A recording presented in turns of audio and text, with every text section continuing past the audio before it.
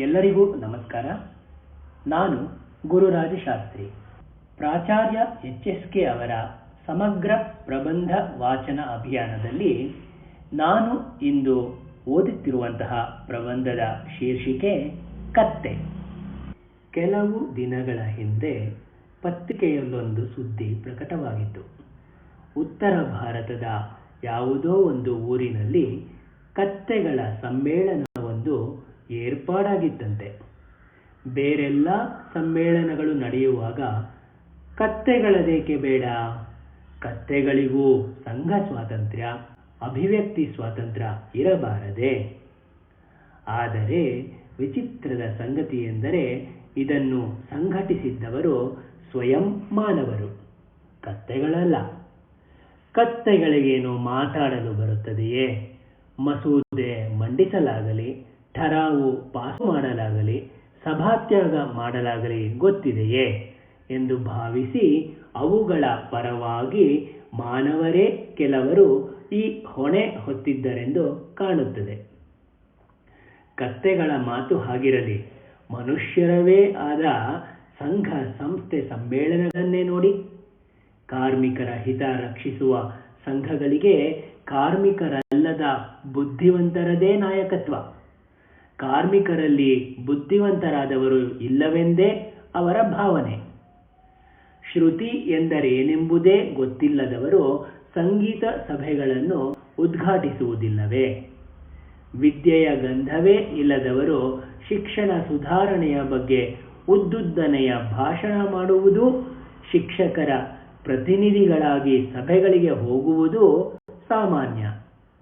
ಅಂತೂ ಪ್ರಪಂಚದಲ್ಲಿ ನಾನಾ ಕಸುಬುಗಳಿರುವಂತೆ ಈ ಕಸುಬುದಾರರ ನಾಯಕತ್ವ ವಹಿಸುವವರದೇ ಒಂದು ಕಸುಬು ಇದೆ ಎಂದು ಕಾಣುತ್ತದೆ. ಕತ್ತೆಗಳ ಸಂಘಟನೆಯ ಹೊಣೆಯನ್ನು ಕತ್ತೆಗಳಲ್ಲದವರೇ, ತಾವು ಕತ್ತೆಗಳೆಂದು ಭಾವಿಸದಿರುವಂಥವರೇ ಹೊರಲು ಮುಂದೆ ಬಂದಿದ್ದರಲ್ಲಿ ಆಶ್ಚರ್ಯವೇನೂ ಇಲ್ಲ. ಸಮ್ಮೇಳನವೆಂದೇ ಮೇಲೆ ಅದರ ಉದ್ಘಾಟನೆಗೆ ಒಬ್ಬರು, ಅಧ್ಯಕ್ಷತೆಗೆ ಇನ್ನೊಬ್ಬರು ಇರಬೇಕಾದದ್ದು ಅನಿವಾರ್ಯ. ಈ ಎರಡೂ ಕಾರ್ಯಭಾರಗಳನ್ನು ನಿರ್ವಹಿಸುವ ಸಲುವಾಗಿ ಸಮ್ಮೇಳನದ ಸಂಚಾಲಕರು ಯಾರನ್ನೋ ಆಹ್ವಾನಿಸಿದರಂತೆ. ಆದರೆ ಇದನ್ನು ಉದ್ಘಾಟಿಸಲು ಯಾರೂ ಮುಂದೆ ಬರಲಿಲ್ಲವೆಂದು ಕಾಣುತ್ತದೆ. ಯಾವ ವಿಷಯವನ್ನೇ ಕುರಿತಾದರೂ ತಾಕತ್ತಿನ ತಾಣದಿಂದ ಮಾತನಾಡಬಲ್ಲವರು ಈ ಸ್ವಧರ್ಮೀಯರ ಸಮ್ಮೇಳನವನ್ನು ಉದ್ಘಾಟಿಸಲು ಮುಂದೆ ಬಾರದೆ ಹೋದದ್ದು ವಿಷಾದಕರ. ಸ್ವಧರ್ಮೇ ನಿಧನಂ ಶ್ರೇಯಃ ಎಂಬ ಗೀತವಾಕ್ಯವೂ ಅವರನ್ನು ಹುರಿದುಂಬಿಸಲಾರದೆ ಹೋಯಿತು. ಅಥವಾ ಸ್ವಧರ್ಮದಲ್ಲೇ ನಿಧನ ಹೊಂದುವುದು ಶ್ರೇಯಸ್ಕರವೆಂಬ ಮಾತಿನಿಂದ ಅವರು ಅಂಜಿದರೋ ಏನೋ. ಸ್ವಧರ್ಮಾನುಯಾಯಿಗೆ ಸಾವು ಖಂಡಿತವೆಂದು ಹೆದರಿ ಆ ಸಾವು ಶ್ರೇಯಸ್ಕರವೇ ಆದಾಗ್ಯೂ ಅವರು ಈ ಸ್ವಧರ್ಮೀಯರ ಸಮ್ಮೇಳನವನ್ನು ಉದ್ಘಾಟಿಸಲು ಅಥವಾ ಯಾವುದೇ ರೀತಿಯಲ್ಲಿ ಇದರಲ್ಲಿ ಭಾಗವಹಿಸಲು ಹಿಂದೆಗೆದಿರಬಹುದು. ಕೊನೆಗೂ ಕತ್ತೆಗಳ ಸಮ್ಮೇಳನ ನಡೆಯಿತೇ ಇಲ್ಲವೇ ಎಂಬುದು ಗೊತ್ತಿಲ್ಲ. ಕತ್ತೆಯ ಬಗ್ಗೆ ಇಷ್ಟೊಂದು ತುಚ್ಛ ಭಾವ ಇರುವುದು ಒಳ್ಳೆಯ ಲಕ್ಷಣವಲ್ಲ. ಕತ್ತೆ ಕೆಲಸಕ್ಕೆ ಬಾರದ ಜಂತು. ಪ್ರಾಣಿ ವರ್ಗಗಳಲ್ಲಿ ಇದಕ್ಕೆ ಅತ್ಯಂತ ಕೆಳಗಿನ ಸ್ಥಾನ. ಇದರ ದಾಯಾದಿಯಾದ ಕುದುರೆಗಾದರೋ ಸಮಾಜದಲ್ಲಿ ಮೇಲಣ ಮರ್ಯಾದೆ. ಕುದುರೆ ಮಾನವನ ಅತಿ ಹಳೆಯ ಸ್ನೇಹಿತನಂತೆ.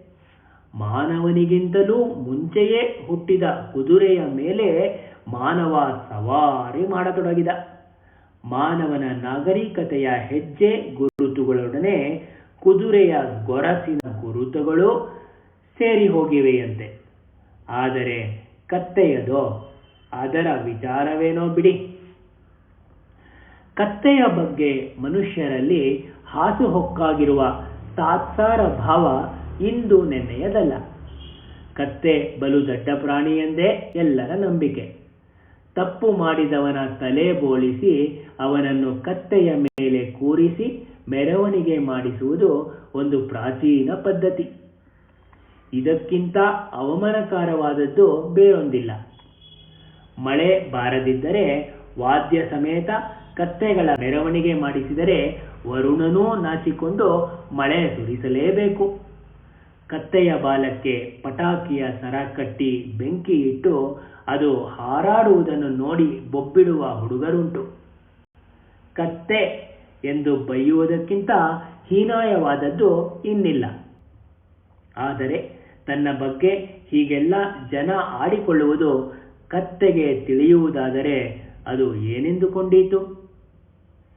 ಈ ವಿಚಾರವಾಗಿಯೂ ಮಾನವನ ಆಲೋಚನೆ ಹರಿಯದೇ ಇದ್ದಲ್ಲಿ ಕತ್ತೆಯ ಮಗನೆಂದು ಒಬ್ಬ ತನ್ನ ಮಗನನ್ನು ಬೈದಾಗ ಬಳಿಯಲ್ಲೇ ನಿಂತಿದ್ದ ಕತ್ತೆ ಅದನ್ನು ಕೇಳಿ ಬಹುವಾಗಿ ಹತ್ತಿತಂತೆ. ಇಂಥ ಮಗನನ್ನು ನಾನು ಹೆತ್ತೇನೆ ಎಂದು ಗೋಳಾಡಿತಂತೆ. ತನ್ನ ಮಗನನ್ನು ಕತ್ತೆಯ ಮಗನೆಂದು ಕರೆದವನಿಗೆ ತನಗೆ ಅರಿವಿಲ್ಲದೆಯೇ ತಾನೂ ಕತ್ತೆಯೆಂದು ಒಪ್ಪಿಕೊಂಡನೆಲ್ಲ ಎಂದು ಅದಕ್ಕೆ ಸಂತೋಷವಾಗಿದ್ದಿರಲೂಬಹುದು.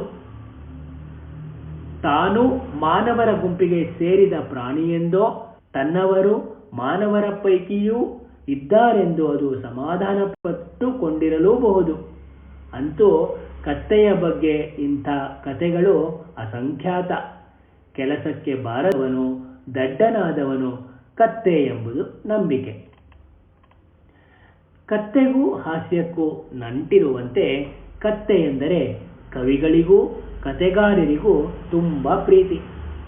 ಸತ್ತ ಕತ್ತೆಯನ್ನು ಹೊತ್ತು ಅದರ ಸಮಾಧಿಯ ಮೇಲೆ ಕುಳಿತು ಧ್ಯಾನಾಸಕ್ತನಾಗಿ ದಿವ್ಯ ಜ್ಞಾನಿಯಾಗಿ ಎಲ್ಲರಿಂದ ಪೂಜೆ ಕೈಕೊಂಡವನೊಬ್ಬನ ಕಥೆಯೊಂದಿದೆ. ಕತ್ತೆ ಕೊಳೆಬಟ್ಟೆಗಳ ಮೂಟೆ ಹೊತ್ತು ಸಿಕ್ಕಿದ್ದನ್ನು ತಿನ್ನುತ್ತಾ ಏಕಿರಬೇಕು? ರಾಜನ ಕುದುರೆ ಲಾಯವನ್ನು ಸೇರಬಾರದೆ? ಅಲ್ಲಿ ಕಡಲೆ ಗುಗ್ಗರಿಗಳನ್ನು ತಿನ್ನುತ್ತಾ ಸುಖವಾಗಿರಬಹುದು. ಕುದುರೆ ಲಾಯದಲ್ಲಿ ಕತ್ತೆಗೆ ಎಡೆಯುಂಟೆ ಎಂದು ಆಶ್ಚರ್ಯ ಪಡಬೇಕಾದ್ದಿಲ್ಲ. ಬಾಲ ಇರುವುದೆಲ್ಲ ಕುದುರೆಯೆಂದೇ ಅಧಿಕಾರಿಗಳು ಭ್ರಮಿಸುತ್ತಾರೆ. ಆ ಅಧಿಕಾರಿಗಳು ಹೇಳಿದ್ದೇ ಸತ್ಯವೆಂದು ರಾಜನು ನಂಬುತ್ತಾನೆ.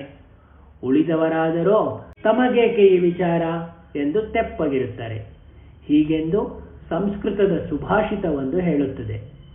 ಅಂದಿನ ರಾಜರ ಆಸ್ಥಾನಗಳಲ್ಲಿ ಇದ್ದ ಪರಿಸ್ಥಿತಿ ಇಂಥದ್ದೇ. ಇಂದಿನ ಸರಕಾರಿ ವಲಯಗಳಲ್ಲಿಯ ಪರಿಸ್ಥಿತಿಯೂ ಈ ಬಗೆಯದೇ ಅಲ್ಲವೇ? ಕತ್ತೆ ಶುದ್ಧ ಪೆದ್ದು ಪ್ರಾಣಿ ಎಂಬುದು ತೀರ್ಮಾನವಾಗಿ ಹೋಗಿರುವ ಸಂಗತಿಯೆಂದೇ ಎಲ್ಲರೂ ಭಾವಿಸಿದ್ದಾರೆ. ಪರಂಪರೆಯಿಂದ ಬಂದ ನಂಬಿಕೆಯಿಂದ ಮಾನವನ ಸ್ವತಂತ್ರ ವಿಚಾರಶಕ್ತಿಯೇ ಹೇಗೆ ಮುರುಟಿ ಹೋಗಿದೆ ಎಂಬುದಕ್ಕೆ ಇದೊಂದು ನಿದರ್ಶನ. ಆದರೆ ಎಲ್ಲರೂ ತಿಳಿದಿರುವಂತೆ ಕತ್ತೆಯೇನು ಮೊದ್ದಲ್ಲವೆಂದೇ ವಿಜ್ಞಾನ ಹೇಳುತ್ತದೆ. ಮಾನವ ತನ್ನ ದೌರ್ಜನ್ಯವನ್ನು ಪ್ರಯೋಗಿಸಿ ಕತ್ತೆಯನ್ನು ತನ್ನ ಸ್ವಾರ್ಥಕ್ಕಾಗಿ ಬಳಸಿಕೊಳ್ಳುತ್ತಾ ಬಂದಿದ್ದಾನೆ. ಕುದುರೆಯನ್ನು ಹಾಗೆಯೇ.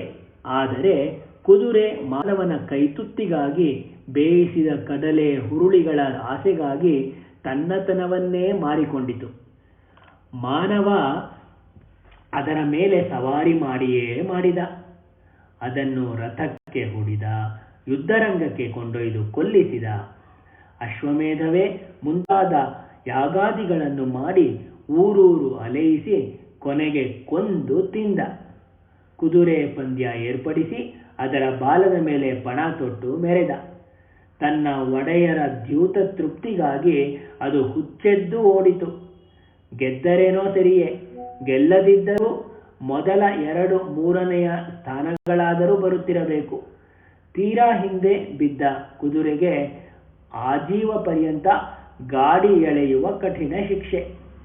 ಅಕಸ್ಮಾತ್ ಜಾರಿ ಬಿದ್ದು ಕಾಲು ಗೀಲು ಮುರಿದುಕೊಂಡರಂತೂ ಯಜಮಾನ ಅದನ್ನು ಗುಂಡಿಟ್ಟು ಕೊಲ್ಲುವುದು ಶತಸಿದ್ಧ. ಇಷ್ಟೆಲ್ಲ ಆಪತ್ತುಗಳಿಗೆ ಒಳಗಾಗಿಯೂ ಕುದುರೆ ಪೆದ್ದನಂತೆ ಮಾನವನನ್ನು ಸ್ನೇಹಿತನೆಂದೇ ಬಗೆದಿದೆ. ಮಾನವ ಅದಕ್ಕೆ ಮಂಕುಬೂದಿ ಎರಚಿದ್ದಾನೆ. ಅದನ್ನು ಆಗಾಗ ಮೇಲೆತ್ತಿ ಮೆರೆಯಿಸುತ್ತಾನೆ. ಹಳೆಯ ಕಾಲದ ರಾಜರು ಪಟ್ಟದ ಕುದುರೆಯನ್ನು ಪೂಜಿಸುತ್ತಿರಲಿಲ್ಲವೇ? ಆದರೆ ಅಂಥ ಅದೃಷ್ಟಶಾಲಿ ಕುದುರೆ ಎಲ್ಲೋ ಕೋಟಿಗೆ ಒಂದು ಮಾತ್ರ. ಉಳಿದ ಕುದುರೆಗಳ ಪಾಡೇನು? ತನ್ನ ಜಾತಿಯವನೊಬ್ಬ ಮಂತ್ರಿಯೋ ದೊಡ್ಡ ಅಧಿಕಾರಿಯೋ ಆಗಿಬಿಟ್ಟರೆ ತಮ್ಮ ಜನಕ್ಕೆ ಭಾರೀ ಅದೃಷ್ಟವೇ ಕುಲಾಯಿಸಿ ಬಿಟ್ಟಿತೆಂದು ಪ್ರತಿಯೊಂದು ಜಾತಿಯವರು ಭ್ರಾಂತಿ ಪಡುತ್ತಾರೆ. ಆದರೆ ಅದರಿಂದ ಅವರಿಗೆ ಬಂದ ಭಾಗ್ಯವೇನು? ಮಂತ್ರಿಗೆ ಕಾರು, ಬಂಗಲೆ, ಹಣದ ಪ್ರಭಾವ. ಆ ಜಾತಿಯ ಇತರರಿಗೆ? ರಾಯನಿಗೆ ರಾಜ್ಯ ಬಂದರೆ ರಾಗಿ ಬೀಸುವುದು ತಪ್ಪೀತೆ? ಯಾವುದೋ ಒಂದು ಕುದುರೆ ಪಟ್ಟದ ಕುದುರೆಯಾದ ಮಾತ್ರಕ್ಕೆ ಕುದುರೆಗಳಿಗೇನು ಕೋಡು ಬಂತೆ? ಕುದುರೆಯ ದಾಯಾದಿಯಾದ ಕತ್ತೆ ಕುದುರೆಯಂತಲ್ಲ, ಅದು ಬಹಳ ಸ್ವಾಭಿಮಾನಿ ಪ್ರಾಣಿ. ಅದರದು ಅತೀವ ಸ್ವಾತಂತ್ರ್ಯ ಪ್ರೇಮ. ಆದರೆ ಮಾನವ ಅದನ್ನೂ ತನ್ನ ಗುಲಾಮನಾಗಿ ಮಾಡಿಕೊಂಡಿದ್ದಾನೆ. ದುರ್ಬುದ್ಧಿ ಬೆಳೆಸಿಕೊಂಡು ಮಾನವ ಯಾವುದನ್ನು ತಾನೇ ಬಿಟ್ಟಿದ್ದಾನೆ? ತನ್ನನ್ನು ಹೆತ್ತ ನಿಸರ್ಗವನ್ನೇ ಅವನು ಉಡಾಯಿಸುತ್ತಿಲ್ಲವೇ? ಯಾವುದು ವಿಷ್ಣುವಿನಂತೆ ಎಲ್ಲೆಲ್ಲೂ ಆವರಿಸಿದೆಯೋ, ಮಾನವನ ಒಳಗೂ ಹೊರಗೂ ತುಂಬಿದೆಯೋ ಅದನ್ನೇ ಅವನು ವಿಷಪೂರಿತವಾಗಿ ಮಾಡುತ್ತಿದ್ದಾನೆ. ಇನ್ನು ಅವನು ಕತ್ತೆಯನ್ನು ಬಿಟ್ಟಾನೆ? ಸಾವಿರ ವರ್ಷಗಳಿಂದ ಮನುಷ್ಯನಿಗೆ ಕತ್ತೆ ದಾಸಾನುದಾಸನ್ನಾಗಿ ದುಡಿಯುತ್ತಾ ಬರಬೇಕಾಗಿದ್ದಾಗ್ಯೂ ಅನ್ಯಾಯವಾಗಿ ತನ್ನ ಸ್ವಾತಂತ್ರ್ಯ ಕಳೆದು ಹೋಗಿದೆ ಎಂಬುದನ್ನು ಕತ್ತೆ ಎಂದೂ ಮರೆತಿಲ್ಲ. ಇಂದಿಗೂ ಅದು ತನಗೆ ಇಷ್ಟ ಬಂದಾಗ ಮಾತ್ರವೇ ಕೆಲಸ ಮಾಡುತ್ತದೆ. ಇಲ್ಲದಿದ್ದರೆ ಜಪ್ಪಯ್ಯ ಎಂದರೂ ಜಗ್ಗುವುದಿಲ್ಲ.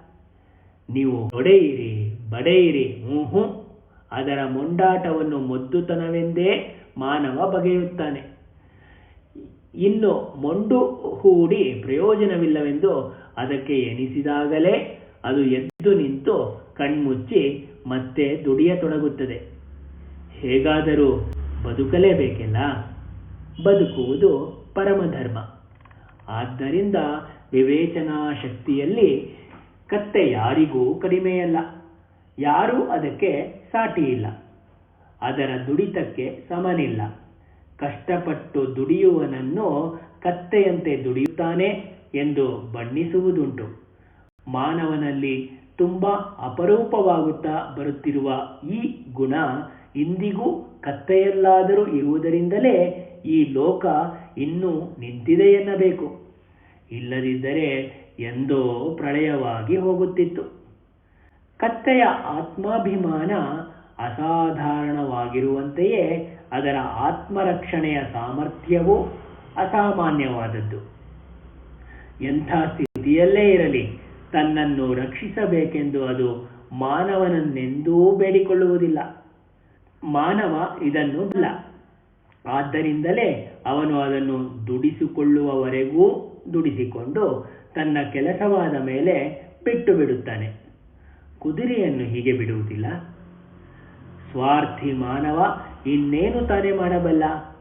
ಅದು ಹೀಗೆ ಕಷ್ಟಪಟ್ಟು ದುಡಿದು ಸ್ವಾತಂತ್ರ್ಯ ಸಂಪಾದಿಸಿಕೊಂಡು, ಆಹಾರವನ್ನಲ್ಲ ಸ್ವಾತಂತ್ರ್ಯವನ್ನು ಸಂಪಾದಿಸಿಕೊಂಡು ಬೀದಿ ಬೀದಿ ಅಲೆದು ಇತರರಿಗೆ ಬೇಡವಾದ ಅವರು ಬಿಸಾಡಿದ ಪದಾರ್ಥಗಳನ್ನು ತಿಂದು ಬೀದಿಯ ಅಂಚಿನಲ್ಲೂ ಪಾಳುಗೋಡೆಯ ಬದಿಯಲ್ಲೂ ನಿಂತು ಕಾಲ ನೂಕುತ್ತದೆ.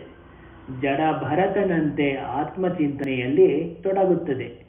ಕಣ್ಣುಗಳನ್ನು ಅರೆ ಮುಚ್ಚಿ ನಿದ್ರಿಸುವಂತೆ ನಿಂತ ಕತ್ತೆಯನ್ನು ನೋಡಿ ನೀವು ಇದೇನು ಮಹಾ ಎಂದು ಅದರ ಹಿಂದೆ ನಿಂತೆರೆಂದರೆ ಮುಗಿಯಿತು.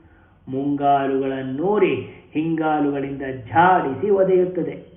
ಹಸುವಿನ ಕೆಚ್ಚಲಿಗೆ ಕೈ ಹಾಕಿದಾಗ ಅದು ಒಳ ಮೊಗನಾಗಿ ಒದೆಯಬಲ್ಲುದು, ಮುಂದೆ ಬಂದಾಗ ಹಾಯಬಲ್ಲದು. ಕತ್ತೆ ಹಾಗಲ್ಲ. ಭಾವ ಸಮಾಧಿಗೆ ಅಡ್ಡಿ ಬಂದವರಿಗೆ ತಪ್ಪದೆ ಅದರಿಂದ ಲತ್ತೆಯ ಶಿಕ್ಷೆ. ಮುಖ ಮೂತಿ ನೊಣದೆ ಒದೆಯಬಲ್ಲ ಪ್ರಾಣಿ ಎಂದರೆ ಕತ್ತೆಯೇ. ಕಷ್ಟ ಸಹಿಷ್ಣುತೆಯಲ್ಲಿ ಕತ್ತೆಯನ್ನು ಮೀರಿಸುವ ಪ್ರಾಣಿ ಬೇರೆ ಇಲ್ಲವೆಂಬುದನ್ನು ಬಲ್ಲ ಮಾನವನಿಗೆ ಕತ್ತೆಯ ಲತ್ತೆಯ ವಿಶೇಷ ಗುಣವೇನೆಂಬುದರ ಅರಿವೂ ಉಂಟು. ಸಮಾಜದ ಹುಳುಕುಗಳನ್ನು, ವ್ಯಕ್ತಿಗಳ ವಂಚನೆಯ ರೀತಿ ನೀತಿಗಳನ್ನು ನಿರ್ದಾಕ್ಷಿಣ್ಯವಾಗಿ ವಿಡಂಬಿಸುವ ತಮ್ಮ ಕೃತಿಯೊಂದನ್ನು ಕತ್ತೆಯಂತೆ ಲತ್ತೆ ಕೊಡುವ ಗುಣವುಳ್ಳದೆಂದು ನಮ್ಮ ಉದ್ದಾಮ ಲೇಖಕರಾದ ಶಿವರಾಮ ಕಾರಂತರೇ ಹೇಳಿದ್ದಾರೆಂದ ಮೇಲೆ ಇತರರ ವಿಚಾರವೇನು? ಕುದುರೆಯೊಂದಿಗೆ ಹೋಲಿಸಿದಾಗ ಕತ್ತೆ ಅನೇಕ ವಿಚಾರಗಳಲ್ಲಿ ಮೇಲೆಂಬುದು ಸ್ವತಃ ಸಿದ್ಧ. ಆದರೆ ಕುದುರೆಯಂತೆ ಕತ್ತೆ ವೇಗವಾಗಿ ಓಡಬಲ್ಲುದೇ ಎಂದು ನೀವು ಕೇಳಬಹುದು. ಮೈಮುರಿದು ದುಡಿಯಲಲ್ಲದ ಮಾನವ ತನ್ನ ಸ್ವಾರ್ಥಕ್ಕಾಗಿ ಕತ್ತೆಯನ್ನು ದುಡಿತಕ್ಕೇ ಮೀಸಲಾಗಿಸಿಕೊಂಡ. ಅದು ಓಡದಿರಲೆಂದು ಮುಂಗಾಲು ಮುರಿಕಟ್ಟಿದ. ಕಾಂಗರುವಿನಂತೆ ಕುಪ್ಪಳಿಸಿ ನಡೆಯುವುದು ಕತ್ತೆಗೆ ಅನಿವಾರ್ಯವಾಯಿತು. ಇದರಿಂದ ಕತ್ತೆಯ ವೇಗ ಕುಂಠಿತವಾಯಿತು. ಕತ್ತೆಯ ಹಿಂಗಾಲುಗಳ ತಂಟೆಗೇನಾದರೂ ಹೋದರೆ ತನ್ನನ್ನೂ ಬಿಡದೆ ಒದೆಯುವುದೆಂಬುದು ಅದರ ಯಜಮಾನನಿಗೂ ಗೊತ್ತು. ಆದ್ದರಿಂದಲೇ ಅವನು ಅದರ ಹಿಂಗಾಲುಗಳನ್ನು ಕಟ್ಟುವ ಗೋಜಿಗೆ ಎಂದೂ ಹೋದದ್ದಿಲ್ಲ. ಅಂತೂ ಹೀಗೆ ಮಾನವನೇ ಕತ್ತೆಯ ವೇಗ ಮಾರಕನಾಗಿ ಪರಿಣಮಿಸಿದ್ದಾಗ್ಯೂ ಈಗಲೂ ಸಮಯ ಬಂದಾಗ ಅದು ವೇಗವಾಗಿ ಓಡಬಲ್ಲದು. ಕತ್ತೆಗಳಿಗೆ ಆವೇಶ ಬಂದಾಗ ಅವು ಜೋರಾಗಿ ಅರಚುತ್ತಾ ಬೀದಿಯಲ್ಲಿ ವೇಗವಾಗಿ ಓಡುವುದನ್ನು ನೀವು ನೋಡಿರಲೇಬೇಕಲ್ಲವೇ? ಕತ್ತೆ ಗಂಟೆಗೆ 59 ಕಿಲೋಮೀಟರ್ ವೇಗದಲ್ಲಿ ಓಡಿರುವುದಕ್ಕೆ ದಾಖಲೆ ಇದೆಯಂತೆ.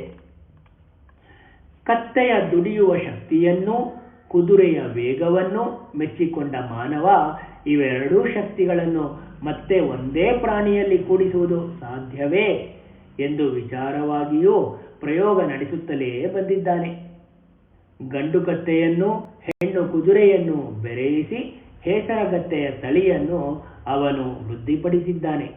ಮಾನವನ ಸ್ವಾರ್ಥಕ್ಕೆ ಕೊನೆಯೇ ಇಲ್ಲ. ಎಲ್ಲ ಪ್ರಾಣಿಗಳು ತನಗಾಗಿ ದುಡಿಯಬೇಕು, ಹೆಚ್ಚು ಹೆಚ್ಚಾಗಿ ದುಡಿಯಬೇಕು. ಇದೇ ಮಾನವನ ಆಕಾಂಕ್ಷೆ. ತಾನು ಪೂಜಿಸುವ ಎತ್ತನ್ನು ಅವನು ಬಿಟ್ಟಿಲ್ಲ. ಅದರ ಸಂತಾನ ಶಕ್ತಿ ಹರಣ ಮಾಡಿ ಅದರಿಂದ ಹೆಚ್ಚು ದುಡಿಸಿಕೊಳ್ಳುತ್ತಾನೆ. ಪ್ರಾಣಿಗಳ ಪ್ರೇಮಕ್ಕೆ ಎರವಾಗಿರುವ ಮನುಷ್ಯ ಏನು ತಾನೇ ಮಾಡಿಲ್ಲ? ಕತ್ತೆಗೆ ಬುದ್ಧಿ ಇಲ್ಲ ಎಂದು ಹೀಗೆಳೆಯುವ ಮಾನವನ ದೃಷ್ಟಿಯಲ್ಲಿ ಆ ಪ್ರಾಣಿಗೆ ಸೌಂದರ್ಯವೂ ಇಲ್ಲ. ಅವನ ಸೌಂದರ್ಯ ಪರಿಕಲ್ಪನೆಗೆ ಏನು ಹೇಳೋಣ? ಕತ್ತೆಯ ಮರಿಯನ್ನು ನೋಡಿ, ಏನು ಚುರುಕು, ಏನು ಲಾವಣ್ಯ! ಇಂಥ ಪ್ರಾಣಿ ಬೆಳೆಯುತ್ತಾ ಬೆಳೆಯುತ್ತಾ ಕುರೂಪಿಯಾಗುವುದಾದರೂ ಹೇಗೆ? ಮಾನವನೇ ಕತ್ತೆ ದಡ್ಡ ಪ್ರಾಣಿ ಎಂದು, ಒರಟೆಂದು, ಕುರೂಪಿ ಎಂದು ದಿನ ದಿನವೂ ಹೇಳಿ ಹೇಳಿ ಅದನ್ನು ಕುರೂಪಿಯಾಗಿ ಮಾಡಿಬಿಟ್ಟಿದ್ದಾನೆ. ಕತ್ತೆಯನ್ನು ಬೆಳ್ಳಿ ಮೂಗಿನ ಕುದುರೆ ಎಂದು ಕರೆಯುವುದುಂಟು. ಬೆಳ್ಳಿಯ ಮೂಗು ಸುಂದರವಲ್ಲವೇ?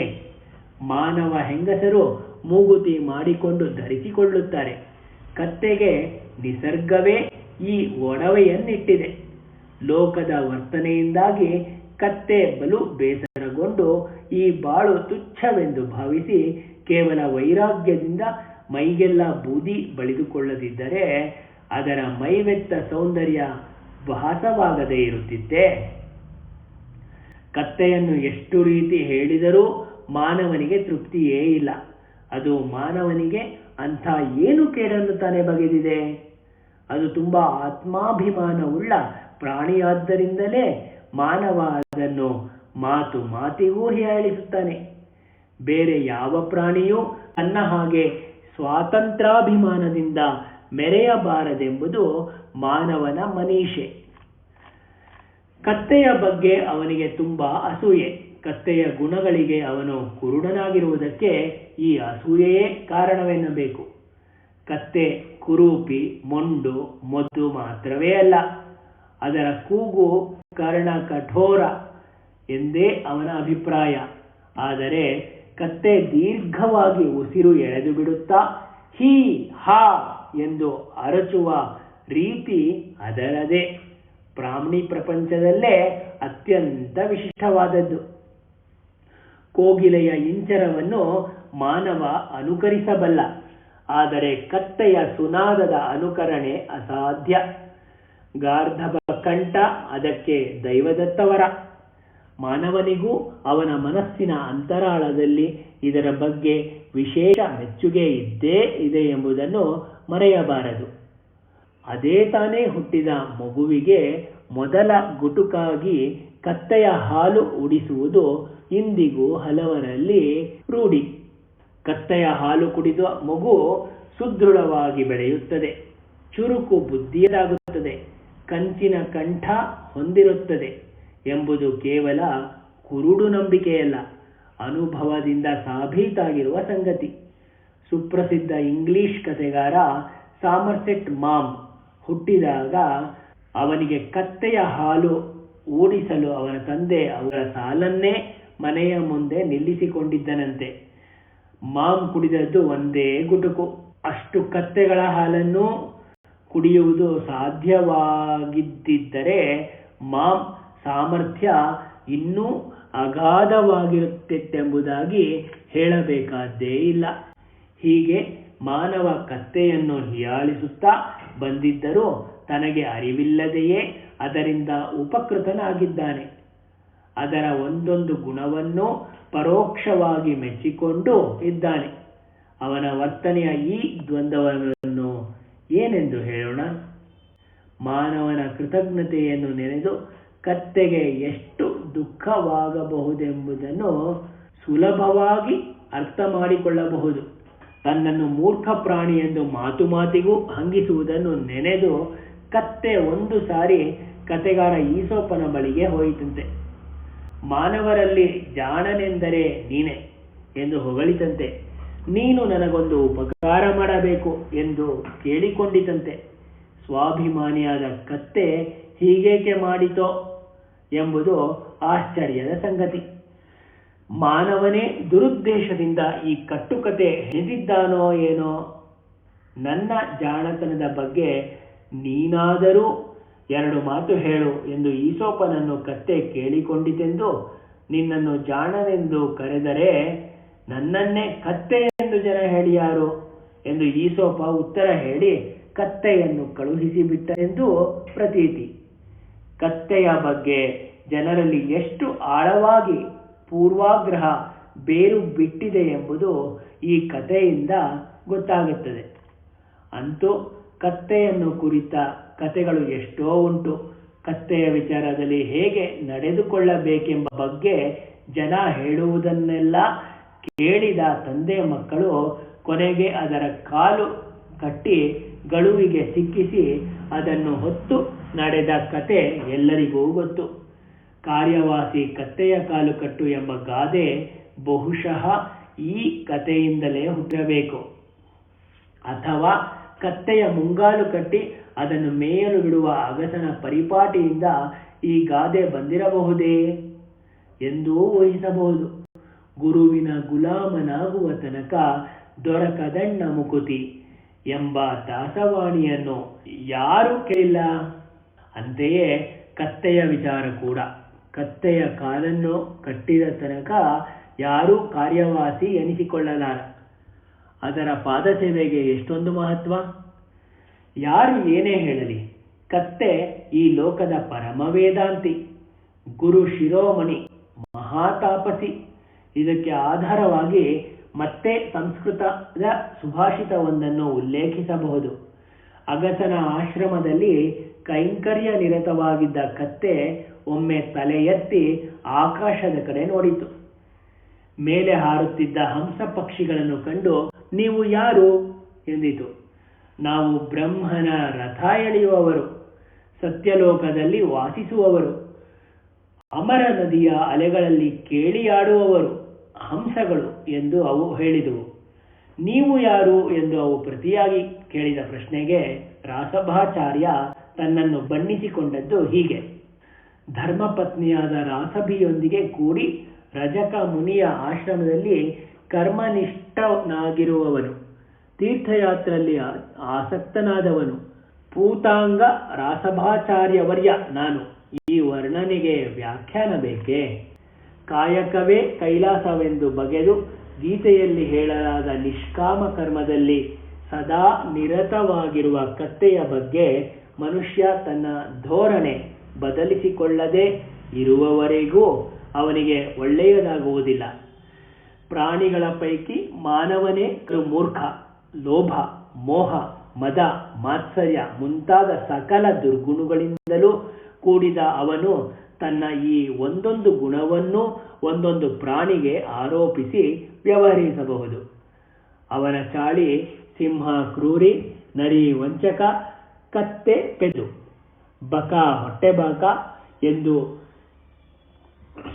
ಮುಂತಾಗಿ ಅವನು ಹೇಳುತ್ತಾನೆ. ಆದರೆ ಮನುಷ್ಯನೂ ಪ್ರಾಣಿಯೇ. ಮೂಲತಃ ಇತರ ಪ್ರಾಣಿಗಳಿಗೂ ಮನುಷ್ಯನಿಗೂ ವ್ಯತ್ಯಾಸವೇ ಇಲ್ಲ. ಆದ್ದರಿಂದಲೇ ಅವನು ತನಗೆ ಸಂಬಂಧಿಸಿದ ವಿಚಾರವನ್ನು ಅರಿಯಲು ಪ್ರಾಣಿಗಳ ಮೇಲೆ ನಾನಾ ಪ್ರಯೋಗ ನಡೆಸಿ ನೋಡುತ್ತಾನೆ. ಇವನ್ನು ವಿಜ್ಞಾನವೆಂಬ ದೊಡ್ಡ ಹೆಸರಿನಿಂದ ಕರೆಯುತ್ತಾನೆ. ಅಸಹಾಯಕ ಪ್ರಾಣಿಗಳನ್ನು ಹಿಡಿದು ಹಿಂಸಿಸಿ ಸಾಯಿಸಲು ಅವನಿಗೇನು ಹಕ್ಕು? ಮಾನವನ ಈ ಜ್ಞಾನ ಪಿಪಾಸೆಗೆ ಎಷ್ಟು ಕೋತಿಗಳು, ಇಲಿಗಳು ಇದುವರೆಗೆ ಬಲಿಯಾಗಿವೆಯೋ. ಬಾಹ್ಯಾಕಾಶದಲ್ಲಿ ಉಡ್ಡಯನ ಮಾಡುವ ಮೊದಲು ವಿಜ್ಞಾನಿ ಮಾನವ ನಾಯಿಯೊಂದನ್ನು ಹಾರಬಿಟ್ಟ. ಆ ನಾಯಿ ಪಾಪ ಭೂಮಿಯ ಸುತ್ತ ಪರಿಭ್ರಮಿಸಿ ಆಕಾಶದಲ್ಲೇ ಸಮಾಧಿ ಮರಣವನ್ನೊಪ್ಪಿತು. ಫಲಕೀಟವೊಂದರ ಬಾಳಿನ ಅಧ್ಯಯನದಿಂದ ಸಂತಾನ ವಿಜ್ಞಾನವನ್ನು ಮಾನವ ಅರಿತನಂತೆ. ಅಣುವಿನಷ್ಟು ಚಿಕ್ಕ ಜಂತುವಿಗೂ ಮಾನವನಂಥ ದುರಭಿಮಾನ ಪ್ರಾಣಿಗೂ ನಿಸರ್ಗ ಕಟ್ಟಿರುವ ಸೋಪಾನ ಅದ್ಭುತವಾದದ್ದು. ಜಂತುಗಳ ಪೈಕಿ ಯಾವುದನ್ನೇ ಆಗಲಿ ನಾಶ ಮಾಡಲು, ನಿಸರ್ಗದ ತಕ್ಕಡಿಯನ್ನು ಏರುಪೇರು ಮಾಡಲು ಮಾನವನಿಗೆಷ್ಟೂ ಸೊಕ್ಕು. ಅವನಿಗೆ ಯಾರು ಅನುಮತಿ ಕೊಟ್ಟವರು? ಮಾತು ಎಲ್ಲಿಗೋ ಹೋಯಿತಲ್ಲವೇ. ಕತ್ತೆಯ ಮಾತು ಬಂದಾಗ ವಿಚಾರ ಎಲ್ಲೆಲ್ಲೋ ಹರಿಯುವುದು ಸುಲಭ. ದಡ್ಡ ಪ್ರಾಣಿ ಎನಿಸಿಕೊಂಡಾದರೂ ಕತ್ತೆ ಇನ್ನೂ ಬದುಕಿದೆಯಲ್ಲ, ಅದೇ ಸೋಜಿಗ. ಬದುಕುವ ಸಲುವಾಗಿಯೇ ಜಾಣಕತ್ತೆ ದಡ್ಡತನದ ಸೋಗು ಹಾಕಿದೆ ಎಂದರೆ ಸುಳ್ಳೇ? ನಮಸ್ಕಾರ. ನಾನು ಗುರುರಾಜಶಾಸ್ತ್ರಿ. ಎಲ್ಲರಿಗೂ ನಮಸ್ಕಾರ. ನಾನು ಗುರುರಾಜಶಾಸ್ತ್ರಿ. ಪ್ರಾಚಾರ್ಯ HSK ಅವರ ಸಮಗ್ರ ಪ್ರಬಂಧ ವಾಚನ ಅಭಿಯಾನದಲ್ಲಿ ನಾನು ಇಂದು ಓದುತ್ತಿರುವಂತಹ ಪ್ರಬಂಧದ ಶೀರ್ಷಿಕೆ ಕತ್ತೆ. ಕೆಲವು ದಿನಗಳ ಹಿಂದೆ ಪತ್ರಿಕೆಯಲ್ಲೊಂದು ಸುದ್ದಿ ಪ್ರಕಟವಾಗಿತ್ತು. ಉತ್ತರ ಭಾರತದ ಯಾವುದೋ ಒಂದು ಊರಿನಲ್ಲಿ ಕತ್ತೆಗಳ ಸಮ್ಮೇಳನವೊಂದು ಏರ್ಪಾಡಾಗಿತ್ತಂತೆ. ಬೇರೆಲ್ಲ ಸಮ್ಮೇಳನಗಳು ನಡೆಯುವಾಗ ಕತ್ತೆಗಳದೇಕೆ ಬೇಡ? ಕತ್ತೆಗಳಿಗೂ ಸಂಘ ಸ್ವಾತಂತ್ರ್ಯ, ಅಭಿವ್ಯಕ್ತಿ ಸ್ವಾತಂತ್ರ್ಯ ಇರಬಾರದೆ? ಆದರೆ ವಿಚಿತ್ರದ ಸಂಗತಿ ಎಂದರೆ ಇದನ್ನು ಸಂಘಟಿಸಿದ್ದವರು ಸ್ವಯಂ ಮಾನವರು, ಕತ್ತೆಗಳಲ್ಲ. ಕತ್ತೆಗಳಿಗೇನು ಮಾತಾಡಲು ಬರುತ್ತದೆಯೇ?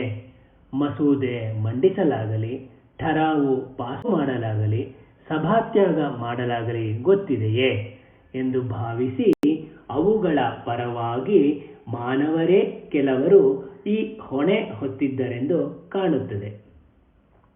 ಕತ್ತೆಗಳ ಮಾತು ಹಾಗಿರಲಿ, ಮನುಷ್ಯರವೇ ಆದ ಸಂಘ ಸಂಸ್ಥೆ ಸಮ್ಮೇಳನಗಳನ್ನೇ ನೋಡಿ.